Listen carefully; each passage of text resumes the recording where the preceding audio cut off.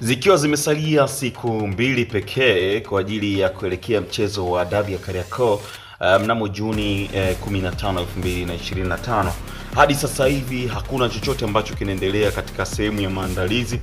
Hasa ikikumbuka kwamba timu mwenyeji ni klabu ya Young Africa ambayo yenyewe imeshatoa msimamo wao rasmi kwamba hawatakuwa sehemu ya mchezo huo, hawatashiriki kwa namna yoyote kuanzia kwenye maandalizi hata katika mchezo husika. Lakini imeendelea kuwa na vurumai kweli kwa sababu tayari inajulikana kwamba wadau wengi wa soka takriban 80% walishanunua tiketi kwa ajili ya mchezo ule wa kwanza ambao ulikuwa ni Machi 8, 2025, lakini ndivyo hivyo ikatokea kwamba mchezo huo ukaahirishwa, na baadaye baada ya vuta ni kuvute hapa na pale hatimaye ukawa umetangazwa tarehe rasmi ambayo ni tarehe 15 Juni 2025.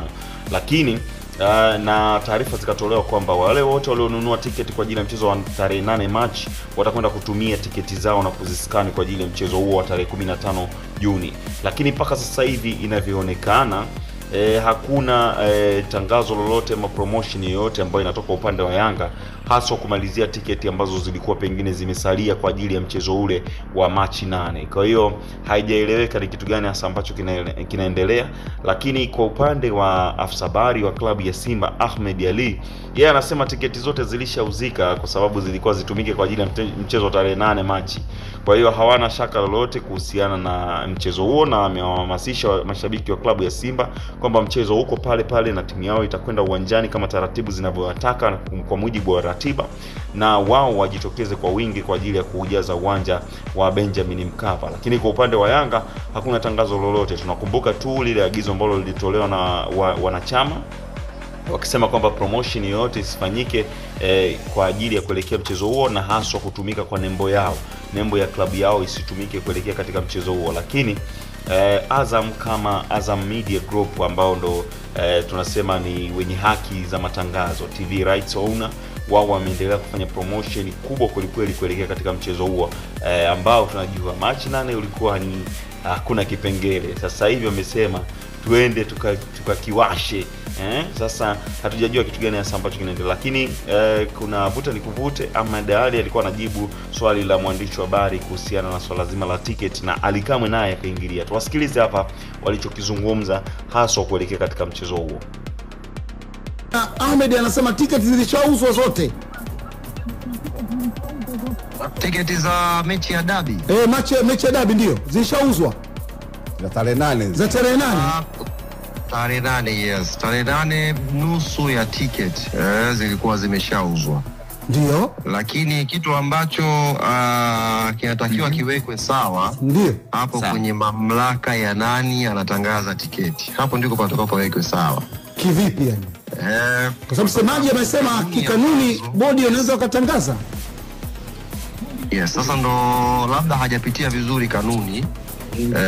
Kanuni ambazo tulikuwa tunatumia msimu uliopita, tulikuwa tunatumia vendor mmoja, timu zote tulikuwa tunatumia vendor mmoja wa tiketi ambaye anatokana na bodi ya ligi.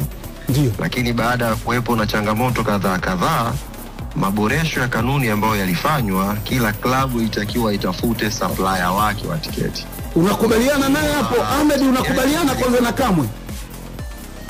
Nakubaliana naye vizuri tu. Sawa. Akimaliza hapo aanze kuuza tiketi. Sawa, endelea Kamwe. Sawa.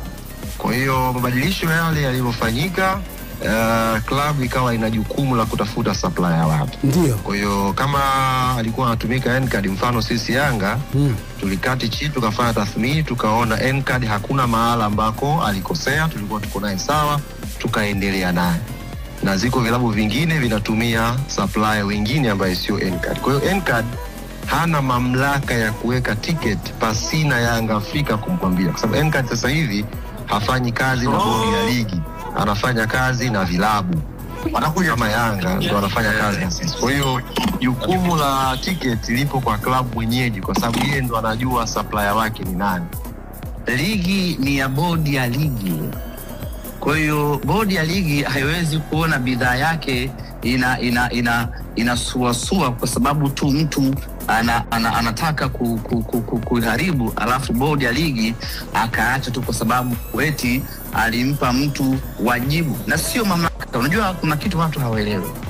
Vilabu havina mamlaka vilabu vina wajibu, yani vinawajibika kufanya kitu fulani.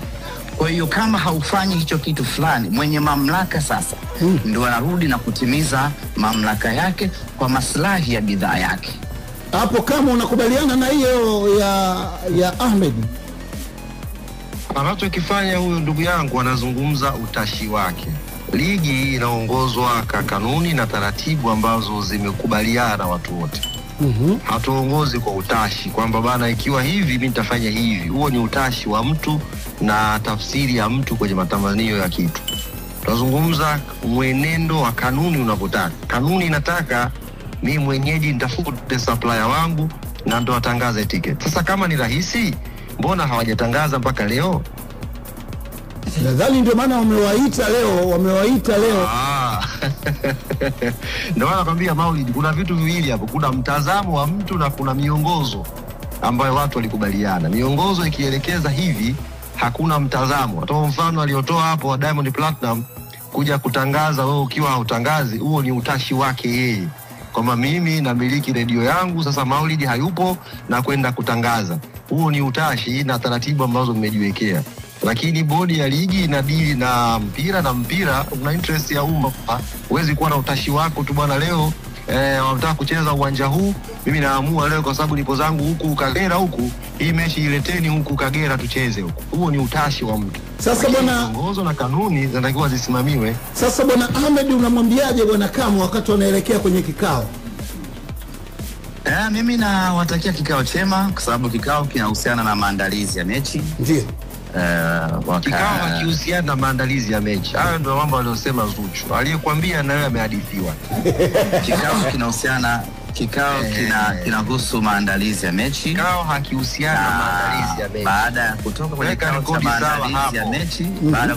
cha maandalizi ya mechi, ndio tunategemea waanze matangazo kuelekea katika Sasa mara unasema mna mamlaka ya kutangaza, mara wategemea tutangaze. Wewe tulia shehe. Nyie subirini. Mimi ambacho siwaelewi ni kitu kimoja. Sisi tusipokwenda uwanjani, nyie si mnapata pointi 3? Sasa mwacho wa nini shekhe? Si mtulie tu, tarehe 15 nendeni uwanjani. Sisi wala hatuna shida. Nyinyi mkija, si mmeambiwa tiketi ni mechi ni tarehe 15 kwa Mkapa? Nendeni. Nendeni pale, kaefungueni mageti, ingieni, chukueni pointi 3 shekhe. Kama pointi zinapatikana kama ubwabwa hivyo. Nyinyi nendeni kwenye maandalizi ya mechi.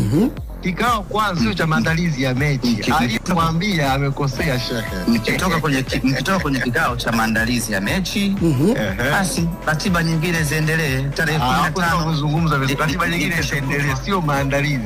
Maandalizi ya mechi. Mimi ni waombe ndugu zanguni, kwa kuwa yeye mko kwenye nafasi ya kupata pointi 3 Yanga wasipokuja, tulizeni kitenesi. Nyie ifika tarehe 15, amkeni asubuhi, wekeni mafuta basi nendeni. Unasikia maneno unasemaje? Ingilie.